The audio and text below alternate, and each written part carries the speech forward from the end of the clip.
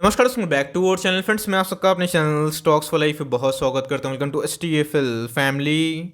Day film बस आपको पता है कि शाम को हमारी एक वीडियो आती है स्टॉक फटाफट या फिर न्यूज़ फटाफट, जहां पे वीडियो एक चर्चा ने कौन स्टॉक में क्या न्यूज़ आ रही है और क्या बेस्ट बैंक लेवल इमर्ज हो रहा है। जी हाँ दोस्तों, आज के दिन बहुत बड़ी बड़ी अपडेट्स हैं, इसलिए मैं बोल रहा हूँ वीडियो के एंड तक कोशिश करिएगा बने रहे। चैनल फर्स्ट टाइम होंगे सब्सक्राइब कर सकते हैं इस तरह क्वालिटी कंटेंट को सबसे पहले एक्सेस करने के लिए।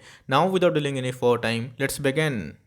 डिक्सन को लेके बहुत बड़ी अपडेट निकल के आ रही है। जी हाँ दोस्तों, ईटी नाउ को इनके जो मैनेजिंग डायरेक्टर है उन्होंने कुछ इंटरव्यू दिया है, जहाँ पे उन्होंने बताया है कि अभी के टाइम में जितने मोबाइल मैन्युफैक्चरिंग है उनका कंप्लीट जो शिफ्ट है वो इंडिया में हमें देखने को मिल रहा है। जी हाँ दोस्तों, अतुल लाल और पता है कि ये इनके करता धरता है और डिक्सन को इन्होंने बहुत ही आगे ले गए हैं। और जिस हिसाब से गैस पीएलआई स्कीम है, आपको अच्छे से पता है कि मेरी रेगुलर कवरेज इस पर बनी हुई है। Because make in India gas आप हल्के में मत लीजिए, बिकॉज इंडियन गवर्नमेंट काफ़ी एग्रेसिवली हमें काम करते हुए देखने को मिल रही है। और पहली कंपनी है डिक्सन, जहाँ दोस्तों इनको पीएलआई स्कीम से 5 बेनिफिट मिले हैं और पहली ही दोस्तों ऐसी कंपनी है जिनको इतना बड़ा कॉन्ट्रैक्ट से मिलता हुआ देखने को मिल रहा है। तो गैस इनके इंटरव्यू में मैं आपको इंकरेज करूंगा कि जाइए इनका इंटरव्यू देखिए। ईटी नाउ अगर आप सर्च करें गूगल में आपको गैस जरूर मिल जाएगा इनका इंटरव्यू, जहाँ पे इन्होंने बताया है कि वाइट गुड्स को लेकर बात की जाए या फिर जितने पीएलआई मोबाइल मैन्युफैक्चरिंग की बात की जाए, एसी की बात की जाए या फिर दोस्तों बात की जाए लाइक लैपटॉप्स की, इनके अंदर काफ़ी डिमांड इमर्ज हो रही है। और जिस हिसाब से डिक्सन आने वाले कल में अपने प्लान को लेकर एग्रेसिव है गैस, इसमें कोई भी दो राय नहीं है कि आने वाले कल में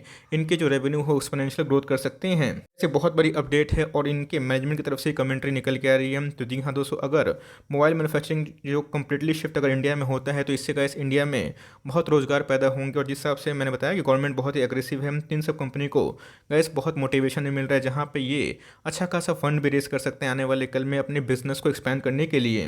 हाल फिलहाल में ही एडलवेज की बात की जाए तो उन्होंने डिक्सन को 5700 का टारगेट दिया। मुझे लगता है गैस की टारगेट टूटेगा और डिक्सन एक नया बुलंदी को भी छू सकता है।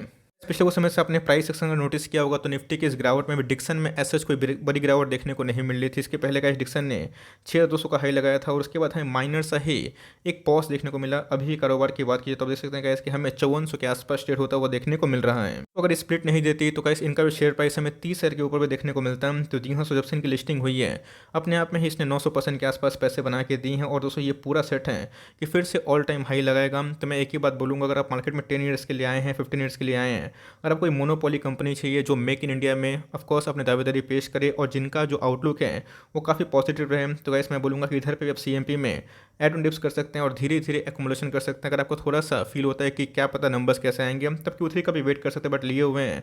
तो वैसे बहुत ही पॉजिटिव अपडेट है और इसको लेके मैंने कंटिन्यूसली अब कवर किया है, इसको हल्के में मत लीजिए। बिकॉज डिक्सन में इनके जो सीईओ ने बताया भी था कि एक साल में उनका जो रेवेन्यू है 90% अप हो सकते हैं। तो जी हाँ, लॉन्ग टर्म में गए इसके अंदर काफ़ी पोटेंशियल। और इंडिया की बात की जाए तो इंडिया बहुत तेज़ी से मैन्युफैक्चरिंग हब में काम कर रही है और दूसरे पायदान पे उसने गए यूएस को बीट करके जस्ट चाइना के बाद अपना स्थान को परमानेंट कर लिया है।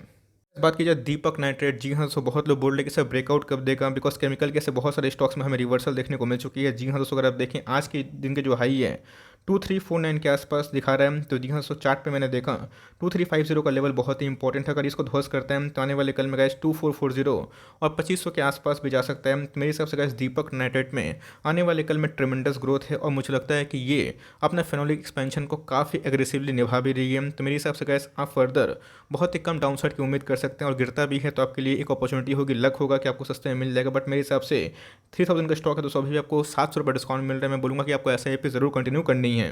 इसके पहले बहुत पैनिक सेलिंग हुआ था, 2000 के आसपास भी आ चुका था और उसके बाद हमें 300 पॉइंट की रिकवरी फटाक से देखने को मिल रही है। अब दोस्तों जिन्होंने उस डिप पे बाई किया उनके 300 आसपास पॉइंट का उछाल देखने को मिल रहा है। बट मैं बोलूँगा कि शॉर्ट टर्म आप प्रॉफिट बुक ना करें, लॉन्ग टर्म में इसको गेन करें। बिकॉज मुझे लगता है कि यहाँ से भी दीपक नाइट्रेट आने वाले 5 साल में कम से कम 10,000 के लेवल को तोड़ सकता है। बिकॉज इसके अंदर गजब के फिनेंशियल्स हमें देखने को मिल रहे हैं और नंबर्स भी बहुत ही आउटस्टैंडिंग होने की उम्मीद है। तो मेरे हिसाब से दीपक नाइट्रेट बहुत ही एक फर्स्ट क्लास स्टॉक है, जहाँ पे आप चाहें आराम से एसआईपी कंटिन्यू कर सकते हैं। आप अपने 2500-2600 पे लिए डो नॉट पैनिक, इधर पे आप आराम से होल्ड एंड कंटिन्यू करें। लॉन्ग टर्म में आपको कंपनी रिवॉर्ड ज़रूर देगी।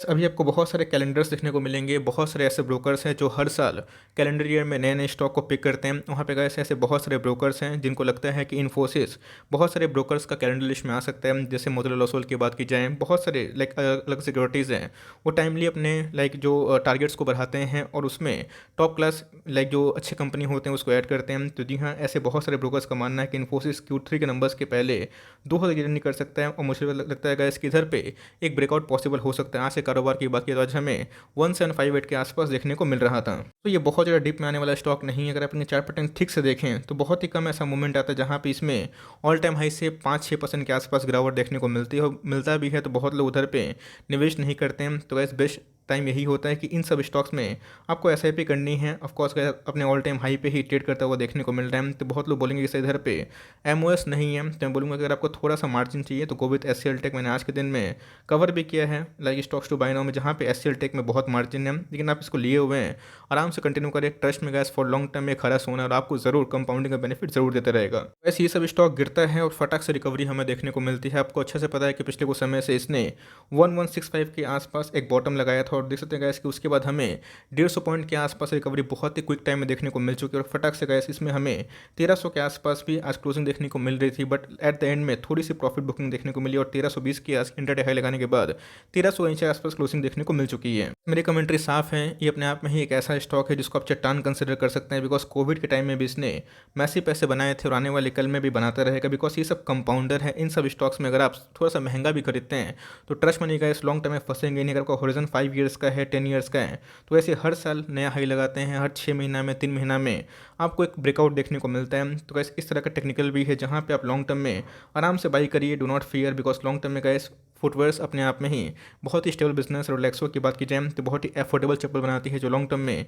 इनके लिए काफ़ी बिजनेस मोटिवेट करता है। तो मेरे हिसाब से गैस अभी अपने ऑल टाइम हाई से 150 डिस्काउंट मिल रहा है। तो फॉर लॉन्ग टर्म मेरी हाई रिकमेंडेशन है कि इन सब स्टॉक से अपने पोर्टफोलियो को जरूर मजबूत बनाए। बहुत बड़ा मेजर डिप मैं उम्मीद नहीं कर रहा हूँ फिर से। अगर 1250 के आसपास आता है या फिर उससे नीचे तो आराम से आप बाइंग कर सकते हैं। बहुत लोग पूछ रहे थे कि सर सोना बीएलडब्ल्यू पोजीशन कैसी है, तो जी हाँ सर बहुत ही टॉप क्लास कंपनी हमें निकल के आती है। ऑल दो थोड़ी वैल्यूएशंस महंगी हैं, अपने ऑल टाइम हाई पे ही लगभग ट्रेड करता हुआ देखने को मिल रहा है और आज भी हमें पॉजिटिव में क्लोजिंग देखने को मिल रही है। बार बार गाइस ये हमें 800 के आसपास क्लोजिंग दिखा रहा है। तो जी हाँ अपने आप में ही लार्ज कैप कंपनी है, 45,000 करोड़ के आसपास की इनके मार्केट कैप दिखाई पड़ जाती है। ऑटो इंसुलेटर की बहुत ही टॉप क्लास कंपनी हमें दिखाई पड़ती है। इसके पहले भी हमें एक अच्छी खासी गिरावट देखने को मिली थी और उसका फिर से हमें एक ट्रिमेंडस रिकवरी देखने को मिल चुकी है। तो बहुत लोग ऑल टाइम हाई पे है तो निवेश करना पसंद नहीं कर रहे हैं। बहुत लोग पूछ भी रहे कि सर एंट्री लेना है, तो मैं बोलूँगा कि आपको डिप्स का वेट नहीं करना चाहिए। अगर आपको 10 स्टॉक खरीदना है तो कम से कम आप 2-3 स्टॉक खरीद लीजिए जहाँ पे आपको कल फील भी नहीं होगा कि मैंने कुछ माल नहीं खरीदा था। वो गिरता है तो कोई दिक्कत वाली बात नहीं है, आप आराम से एड ऑन डिप्स कर सकते हैं। बिकॉज मुझे लगता है कि लॉन्ग टर्म में इनको बहुत मुनाफा होगा, बिकॉज ईवी का जो दौर आने वाला है इसमें ऑटो इंसुलेटरी में ये बहुत ही फंडामेंटली टॉप क्लास कंपनी निकल के आती है। मुझे लगता है कि लॉन्ग टर्म में सोना बीएलडब्ल्यू आपको बहुत रिवॉर्ड दे सकते हैं। आपके पास है स्ट्रांगली होल्ड करें, नहीं है तो जो मैंने स्ट्रेटेजी बताई है धीरे धीरे ऐड करते रहें। नोवा बॉटम हो सकता है कि आने वाले कल में ये 900 को पार करके 1000 के पास भी चला जाए। इसलिए गाइस थोड़ा थोड़ा अमाउंट उठाते रहिए और गिरता है थोड़ा सा मार्केट की गिरावट में तो वहाँ पे आप चाहें तो अच्छी खासी कन्वर्सेशन कर सकते हैं। बहुत लोगों ने इधर भी पूछा कि सर लैटेंट व्यू पे क्या मेरा व्यू है, तो जी हाँ व्यू तो काफ़ी पॉजिटिव है, बिकॉज ये कंपनी अपने आप में ही फंडामेंटली स्ट्रॉन्ग दिखाई पड़ रही है और आज भी हमें एक पॉजिटिव क्लोजिंग देखने को मिल रही थी। ट्रस्ट मानिए कंपनी अच्छी है नो डाउट, लेकिन अगर आपको आईपीओ से मिला है तो मैं एक ही बात बोलूँगा कि होल्ड एंड कंटिन्यू करें, बिकॉज जिस हिसाब से कंपनी का शेयर प्राइस को रिस्पॉन्स मिला है आईपीओ के बाद वो काफ़ी अच्छा प्रॉमिसिंग हमें देखने को मिल रहा है। बट दोस्तों जिस हिसाब से अभी के टाइम में इनके वैल्यूएशंस हैं 137 का पी, मुझे दोस्तों मार्केट में पर्सनली इससे बेटर ऑप्शंस दिखाई पड़ते हैं। तो जी हाँ फॉर लॉन्ग टर्म अच्छी कंपनी है। अगर आपको निवेश करना है तो भाई मैंने जो बताया सोना बीएलडब्ल्यू में वैसे रणनीति बनाइए, थोड़ा थोड़ा स्टॉक खरीदिए, because no one knows the bottom. और कभी मिलता है 600 के नीचे 580 के आसपास तो वहाँ पे एंट्री पॉइंट हो सकती है। बट मैं अपनी बात करूँ तो यहाँ पे गाइस मुझे इससे अच्छा बेटर ऑप्शन दिखाई पड़ता है इनके ही पीयर्स में और जो बहुत ही वैल्यू बाइंग का मौका दे रहे हैं। तो मैं अभी के टाइम में यहाँ पे अट्रैक्टिव मुझे प्राइस नहीं दिखाई पड़ रहा, आप चाहें तो कंटिन्यू कर सकते हैं। लेकिन फ्रेश एंट्री की बात की जाए तो मार्केट में देख लीजिए विकल्प मौजूद है, लेकिन आपको यही लेना है तो गैस थोड़ा थोड़ा अमाउंट उठाते रहिए। और फॉर लॉन्ग टर्म कंपनी अच्छी, अगर आपको आईपीओ से मिला है आप आराम से कंटिन्यू कर सकते हैं। वर्लपूल की बात की जाए तो बहुत ही गिरावट का शिकार हमें देखने को मिल रहा है और कल हमें अचानक से 6-8% गिरावट देखने को मिली थी। मैंने स्टॉक्स टू बाय नाउ में इसको कवर कर दिया है। मैंने बताया है कि यूएस की कंपनियों को पता है और सब्सिडरी हमें यहाँ लिस्ट होता हुआ देखने को मिलती है, बट इनके और भी जगह पे लाइक सब्सिडरी है, जैसे लग्जमबर्ग हो गए, बहुत सारे अदर कंट्री में भी है जहाँ पे यूएस ने ये बोला है कि आपको जो $45 बिलियन का फ़ायदा हुआ है इस पर आपको टैक्स लगेगा। और इसी की वजह से गैस कल के दिन हमें मार्केट में एक अच्छी खासी गिरावट देखने को मिली वर्लपूल में, जहाँ मार्केट काफ़ी तेज़ था, लेकिन आज हमें थोड़ी सी एक रिकवरी देखने को मिल चुकी है। कल का जो लो था वही मुझे सुपर एमओस का लेवल दिखाई पड़ रहा है। तो मैं एक ही बात बोलूँगा, अगर आपने लिए हैं तो पैनिक ना करें, बिकॉज इनके पास इनफ डॉक्यूमेंटेशन है जहाँ पे ये टैक्स को सेव कर सकते हैं। ऐसे बहुत सारे वेरियस पोर्टल में ये पब्लिश भी हो चुका है और मोतीलाल ओसवाल ने इधर पे 2900 के आसपास पे टारगेट दिए हैं। तो वैसे अगर आपका हॉरिजन 6 महीना के आसपास है डिफरी कंपनी है, चिंता मत करिए, होल्ड एंड कंटिन्यू करें। 1800 के आसपास आता है तो मैं फर्दर आप ऐड भी कर सकते हैं, बट पैनिक में बेचिएगा मत। अगर आपका व्यू कम से कम समर तक का है, 6 महीना का, तो गैस मुझे लगता है कंपनी जब ब्रेकआउट देगी तो लोग पकड़ भी नहीं पाएंगे। मैं पूरा मोटोरोला रसोल की जो टारगेट से सहमत हूँ, बिकॉज आने वाले फॉरवर्ड 6-8 महीना साल भर में मुझे ये गैस 3000 का भी स्टॉक दिखाई पड़ता है अगर आपको पेशेंसली होल्ड करे, बिकॉज कंपनी कैश रिच है, 75% के आसपास प्रमोटर होल्डिंग है, अपने आप में ही डिफरी दिखाई पड़ जाती है। जब इसमें ब्रेकआउट आएगा तो लोग पकड़ भी नहीं पाएंगे, इस बात को आप नोट कर लीजिए। बिकॉज एस्ट्रल की बात की जाए तो पिछले कुछ समय से काफ़ी पेशेंस टेस्ट कर रहा है, इतने अच्छे नंबर्स के बावजूद भी एक रेंज बाउंड है। तो गाइस हमेशा ये डेली हाई नहीं लगाएगा। डेली अगर आप सोचेंगे कि एस्ट्रल भागे, ऐसा नहीं होगा। लेकिन दोस्तों जब ये 3-4 दिन भागेगा तो इसी में गाइस ये 15-20% गेन दे देगा। तब के पास हैं, आपने खरा सोना होल्ड किया है, आपको आराम से होल्ड एंड कंटिन्यू करना है। मार्केट को छोड़िए, आपने अच्छे स्टॉक में निवेश किया, बस आराम से पेशेंसली होल्ड एंड कंटिन्यू करें। आज हमें फ्लैट कारोबार होता हुआ देखने को मिल रहा था। देखिए दोस्तों, ये एक नए बिजनेस में उतर रहे हैं जो अपने आप में इनके लिए लॉन्ग टर्म में बहुत ही प्रॉमिसिंग है। और आपने गैस मल्टी बैगर स्टॉक को लिया है तो वहाँ पे आप ज़्यादा सोचिए मत, अच्छी कंपनी है। इसके पहले गैस बहुत ज़्यादा ये भाग चुका था तो थोड़ा सा रेस्ट कर रहा है, लेकिन जैसे ही दोस्तों हमें कोई ना कोई न्यूज़ देखने को मिलेगी और जहाँ पे इनके प्रोजेक्शन का साफ आते हैं तो हमें सडन एक ब्रेकआउट देखने को मिल सकता है। तो अपने आप में फंडामेंटली टेक्निकली बहुत ही मजबूत कंपनी है। और अब मैं बोलूँगा कि सीएमपी में अगर आप चाहते हैं पाइप बिजनेस पे लॉन्ग टर्म इन्वेस्टमेंट करना है तो सीएमपी में बाई करिए, अगर आप लार्ज कैप में निवेश करना। अदरवाइज अगर आपके पास छोटे मोटे पाइप वाले स्टॉक्स हैं तो उस पर भी कंटिन्यू करें। मेरे हाई रिकमेंडेशन है गाइस, इसको आप चाहें ट्रैक करके अपने पोर्टफोलियो का स्टॉक बना सकते हो, लिए हुए तो आराम से होल्डिंग कंटिन्यू करें। आज के दिन हमें अचानक से 16% के आसपास जीडी जस्ट स्टाइल में इंटरडे हाई लगता हुआ देखने को मिला। इसके पीछे की दोस्तों मुझे वजह अभी तक समझ में नहीं आई है। अगर आपको पता होगा तो कमेंट बॉक्स में ज़रूर बताइएगा, बिकॉज मुझे लगता है कि इधर पे कुछ टेक्निकल ब्रेकआउट ज़रूर देखने को मिला है। इस गाइस ये B2B की एक शानदार कंपनी हमें दिखाई पड़ती है, लेकिन ऑल दो इंडिया मार्ट की बात की जाए तो हमारे पोर्टफोलियो का स्टॉक है, मुझे इंडिया मार्ट इससे काफ़ी बेहतर दिखाई पड़ता है। इसका दोस्तों जो मेजोरिटी ऑफ द स्टेक है रिलायंस ने उसको एक्वायर कर लिया था, और ये इनके जो टेल आर्म है उसको काफ़ी बूस्ट करेंगे। और इसी की वजह से हमें इसके पहले भी इसमें रैली देखने को मिली थी, बट उसके बाद हमें गिरावट देखने को मिली थी। बट ये भी अच्छी कंपनी है, आप चाहे तो कंटिन्यू कर सकते हैं। इसको छोड़कर आपने अगर इंडिया मार्ट में निवेश किया है तो भी एक अच्छी कंपनी है, उसमें आपको ज़रूर कंटिन्यू करना चाहिए। बात की जाए रिलायंस इंडस्ट्रीज़, ये रुकने का नाम नहीं ले रही है। ऑफकोर्स स्टॉक प्राइस में हलचल हो या फिर ना हो, लेकिन जो डील्स हैं वो बहुत ही शानदार है। इसके पहले मैंने बताया था कि इन्होंने 2 बिलियन का MOU साइन किया है एक अबू धाबी बेस्ड कंपनी से, जो अपने आप में ही एक बहुत ही शानदार बात होती है। और फॉर लॉन्ग टर्म गाइस मुझे लगता है कि रिलायंस बहुत ही ज़्यादा ग्रोथ को ट्रिगर कर रही है। रिलायंस के पास बहुत पैसा है, इस बात को मुझे समझने की आवश्यकता है। और उनके जो प्रमोटर हैं मुकेश अंबानी साहब, उनकी रीच भी सबसे हाई हमें देखने को मिलती है। तो मुझे लगता है अगर आपका पोर्टफोलियो 5 लाख का है, 10 लाख का है, 1 लाख का है, तो वहाँ पर गाइस रिलायंस को आप पोजीशन ज़रूर दें। नेगेटिविटी से बचिए, बिकॉज ये अपने आप में ही लॉन्ग टर्म में एक स्लो कंपाउंडर है, लेकिन भागेगा ज़रूर। मुझे लगता है कि 1 साल में जो प्लान्स इनके एग्जीक्यूशन होने वाले अगर वो हो जाते हैं तो कैसे हमें 3600 से लेकर 4000 के आसपास ज़रूर देखने को मिल सकता है। तो इसमें फॉर लॉन्ग टर्म इसको लेकर काफ़ी बुलिश हूँ, बिकॉज इनके जो ग्रोथ मैप है वो काफ़ी प्रॉमिसिंग है। और कंपनी का जो कैश है वो हमें टाइमली बढ़ता हुआ दिखाई पड़ रहा है। और जियो भी इसका ग्रोथ इंजन है। देर से कि आने वाले कल में इनके नंबर्स कैसे आने वाले हैं, बट मुझे तो लगता है कि रिलायंस का जो ग्रोथ है आने वाले कल में बहुत ही अच्छा हो सकता है। इनका रिटेल भी बहुत ही लॉन्ग टर्म में प्रॉमिसिंग कर सकते हैं।